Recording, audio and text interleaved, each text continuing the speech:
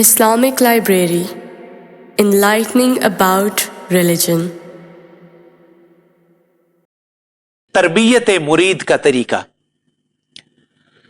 مشائخ طریقت کی عادت ہے کہ جب کوئی طالب و مرید تارک الدنیا ہو کر ان سے وابستہ ہوتا ہے تو وہ اسے 3 سال تک 3 معانی میں مؤدب اور خوگر بناتے ہیں۔ اگر وہ اس میں قائم اور مستحکم رہا تو بہتر ہے، ورنہ اس سے کہتے ہیں کہ مسلک طریقت میں تمہاری گنجائش نہیں ہے۔ 1 سال تو اسے خدمت خلق میں مصروف رکھتے ہیں اور دوسرے سال اسے حق تعالی کی خدمت یعنی ریاضت اور مجاہدہ کرواتے ہیں، اور تیسرے سال اپنے دل کی حفاظت کراتے ہیں۔ خلق کی خدمت اس طرح کرائی جاتی ہے کہ وہ خود کو سب کا خادم اور ان کو اپنے مخدوم کی مانند سمجھے۔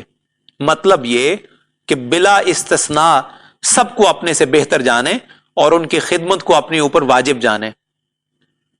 اس صورت کی کسی طرح گنجائش نہیں ہے کہ لوگوں کی خدمت کرتے کرتے اپنے آپ کو ان سے بہتر اور بالاتر سمجھنے لگے۔ ایسی حالت بادشاہوں اور تونگروں کی ہوتی ہے جو در حقیقت آفت زمانی ہے۔ اسی طرح حق تعالی کا حق اس وقت ادا کر سکتا ہے جب وہ دنیا و آخرت کی تمام خواہشوں سے خود کو محفوظ رکھے اور سب سے قطع تعلق کر کے یکسو ہو کر اس کی عبادت میں منہمک رہے، کیونکہ جب تک حق تعالی کی عبادت کسی اور شے کے لیے کرتا ہے تو وہ گویا اپنی پرستش کرتا ہے نہ کہ خدا کی، اور دل کی حفاظت اس وقت کر سکتا ہے جب کہ اپنے دل کو مضبوط کر کے پوری دل جمعی اور تمام غم و افکار سے پاک و صاف کر کے خلوت کے وقت حضور قلب کے ساتھ مشغول ہو جائے۔ جب مرید حق کوش میں یہ تینوں خصلتیں پیدا ہو جاتی ہیں تب اس کے لیے گدڑی کا پہننا ضروری ہوتا ہے۔ لیکن جب شیخ کامل اپنے کسی مرید کو گدڑی پہننے کی اجازت مرحمت فرمانے لگے تو اس وقت شیخ کو لازم ہے کہ وہ مرید میں دیکھے کہ اب یہ مستقیم الحال ہو کر طریقت کے تمام نشیب و فراز سے گزر چکا ہے یا نہیں، اور یہ کہ وہ احوال کی لذت اور اعمال کے گھونٹ کی چاشنی چکھ کر قہر و جلال اور لطف و جمال سے آشنا ہوا ہے یا نہیں۔ نیز شیخ طریقت یہ بھی ملاحظہ فرمائے کہ یہ مرید احوال کی کس منزل تک رسائی حاصل کر سکے گا، اور یہ کہ واپس ہونے والوں میں سے ہوگا یا واقع ہونے والوں یا کاملوں میں سے ہوگا۔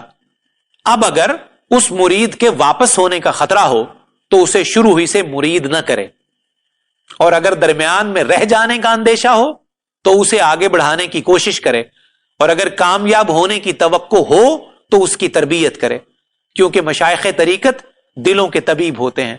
جب طبیب کو بیمار کی بیماری کی خبر نہیں تو ایسا طبیب بیمار کو ہلاک کر دے گا، کیونکہ وہ اس کے معالجہ کو نہیں جانتا، خطرے کے مواقع کو نہیں پہچانتا، اور مرض کے خلاف غذا اور دوا کا استعمال کراتا ہے۔ رسول خدا صلی اللہ علیہ وآلہ وسلم کا ارشاد ہے، اپنی قوم میں شیخ ایسا ہوتا ہے جیسا کہ نبی اپنی امت میں۔ انبیاء علیہ السلام نے جو اپنی قوم کو دعوت و تبلیغ فرمائی وہ امت کے حالات سے واقف ہو کر فرمائی، اور ان کو بالکل ان کے مزاج کے موافق دوا دی تاکہ دعوت کا مقصد پورا ہو جائے۔ لہٰذا ولایت ربانی میں کمال کے لیے ان 3 سال کے ریاضت و مجاہدے کے بعد شیخ طریقت اس کی آگے تربیت فرمائے۔ ایسی ریاضت میں جب کامل ہو جائے تو اس وقت گدڑی پہننے کی اجازت دینا مناسب ہوگا۔ گدڑی پہننے کی شرط بالکل کفن پہننے کی شرط کی مانند ہے، جس طرح کہ مردہ زندگانی کی لذتوں سے محروم ہو جاتا ہے اور حیات دنیاوی کی خوشیوں سے کنارہ کشی اختیار کر لیتا ہے، اسی طرح جب مرید گدڑی پہن لیتا ہے تو وہ اپنی تمام زندگانی کو حق تعالی کے حقوق کی ادائیگی اور اس کی خدمت میں اپنی تمام زندگی وقف کر دیتا ہے۔ نفسانی خواہشوں سے کنارہ کش ہو جانا ضروری ہو جاتا ہے۔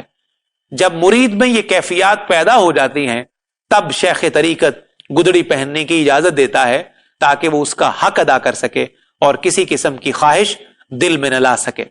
خلاصہ یہ کہ گدڑی پہننے کے سلسلے میں مشائخ طریقت نے بکثرت ہدایات اور اشارات فرمائے ہیں۔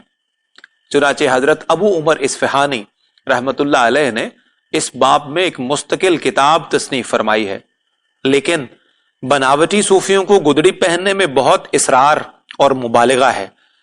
چونکہ اس کتاب کا مقصد مشائخ طریقت کے اقوال کا تحریر کرنا نہیں ہے، بلکہ سلوک و معرفت کی عقدہ کشائی اور مشکلات کا حل بیان کرنا ہے، اس لیے گدڑی پہننے میں سب سے بہتر اشارہ یہ ہے کہ گریبان صبر کا ہو، دونوں آستینیں خوف و امید کی، دونوں دامن قبض و بست کے، کمر نفس کے خلاف کرنے، اور دو کرسی صحت و یقین اور فراخی و اخلاص سے مرکب ہو۔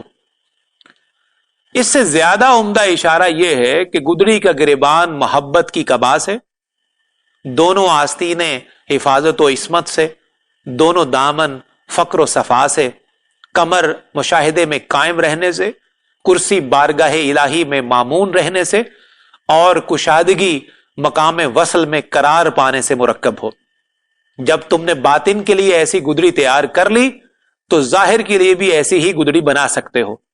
اس باب میں میری ایک مستقل کتاب ہے جس کا نام اسرار الخلق والمنات ہے۔ طالب راہ حق کے لیے اس کتاب کا پڑھنا ضروری ہے۔ لیکن جب مرید نے اس گدڑی کو نہ پہنا اور سلطان وقت کے قہر و جلال اور غلبہ حال سے ڈر کر اس نے گدڑی کو چاک کر دیا تو اسے مجبور اور معذور سمجھنا چاہیے، اور جب با اختیار اور باتمیز نے اس گدڑی کو چاک کر دیا تو طریقت کی شرائط میں سے ہے کہ پھر اس کے لیے واجب ہو گیا کہ وہ گدڑی نہ رکھے اور نہ اسے پہنے۔ اگر اس نے گدڑی رکھی تو گویا وہ ایسا ہے جیسے زمانہ ساز صوفی ظاہرداری میں بغیر صفائی باطن کے گدڑی پہنتے ہیں۔ گدڑی چاک کرنے کی حقیقت یہ ہے کہ جب سالک طریقت کا ایک مقام سے دوسرے مقام کی طرف انتقال ہوتا ہے تو وہ اظہار شکر میں لباس سے باہر آ جاتا ہے۔ اس مقام کے لیے اور کپڑے ہوتے ہیں، لیکن گدڑی طریقت اور فقر و صفا کے ہر مقام میں ایک جامع اور مکمل لباس ہے، اور سب سے باہر آنے کا مطلب یہ ہے کہ وہ ایک سے کنارہ کش ہو گیا ہے۔ یہ جگہ اس مسئلہ کے بیان کرنے کی نہیں ہے کیونکہ یہ خرقہ اور کشف حجاب السما میں بیان کیا جائے گا، تاہم میں نے اس جگہ ایک ہی اشارہ کر دیا تاکہ غلط مبحث نہ ہو جائے، اور یہ مسئلہ اپنی تفصیل سے بعد میں آئے گا۔ یہ بھی منقول ہے کہ گدڑی پہنانے والے شیخ کو طریقت میں اتنا تصرف اور اختیار حاصل ہو کہ جب کسی غیر کو پہنائے تو شفقت و مہربانی کے ساتھ اس کو آشنائے معرفت کر دے، اور جب کسی گناہگار کو پہنائے تو اسے اولیاء اللہ کے گروہ میں شامل کر لے۔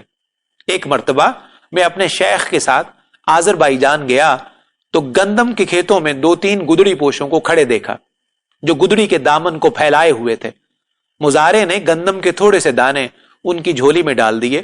شیخ نے ان کی طرف متوجہ ہو کر یہ آیہ کریمہ پڑھی، اولئک الذین اشتروا الضلالۃ بالہدی فما ربحت تجارتہم وما کانوا مہتدین۔ یہی وہ لوگ ہیں جنہوں نے ہدایت کے بدلے گمراہی خریدی تو انہیں ان کی تجارت نے نفع نہ دیا اور وہ ہدایت یافتہ نہ ہوئے۔ میں نے عرض کیا ہے شیخ، یہ لوگ کس بنا پر اس بے عزتی میں مبتلا ہیں کہ برسر عام ذلیل و خوار ہوتے ہیں؟ شیخ نے فرمایا، ان کے پیروں کو مریدوں کے جمع کرنے کا لالچ ہے، اور ان مریدوں کو دنیاوی مال جمع کرنے کی ہوس ہے۔ کسی کی حرص دوسرے کی حرص سے بہتر نہیں ہے، اور بغیر امر حق دعوت دینا خواہشات کی پرورش کرنا ہے۔ حضرت جنید بغدادی رحمت اللہ علیہ فرماتے ہیں کہ میں نے باب الطاق کے بازار میں ایک آتش پرست کو دیکھا جو نہایت حسین اور خوبصورت تھا۔ میں نے بارگاہ الہی میں مناجات کی کہ خدایا اسے میری طرف پھیر دے، تو نے اسے کتنا حسین اور خوبصورت پیدا کیا ہے۔ کچھ عرصہ کے بعد وہ آتش پرست میرے پاس آیا اور مجھ سے کہنے لگا، اے شیخ مجھے کلمہ شہادت پڑھائیے۔ وہ مسلمان ہوا اور بعد میں اولیاء کی جماعت میں اس کا شمار ہونے لگا۔ حضرت شیخ ابو علی سیاح رحمت اللہ علیہ سے کسی شخص نے دریافت کیا کہ گدڑی پہننا کسے درست ہے؟ آپ نے جواب میں ارشاد فرمایا، اس کے لیے جو مملکت الہی کے تمام اسرار سے مطلع ہو۔ پس گدڑی صالحین کی نشانی ہے، نیکوں کی علامت اور فقراء اور صوفیاء کا لباس ہے، اور فقر و صفائی کی حقیقت کا بیان پہلے گزر چکا ہے۔ اب کوئی اولیاء کرام کے لباس کو دنیا جمع کرنے کا ذریعہ بنائے یا اس لباس کو اپنی معصیت کا سبب بنائے، تو اس لباس کے جو اہل ہیں ان کا کوئی زیادہ نقصان نہیں ہوتا. ہدایت کے لیے اسی قدر کافی ہے. وباللہ التوفیق.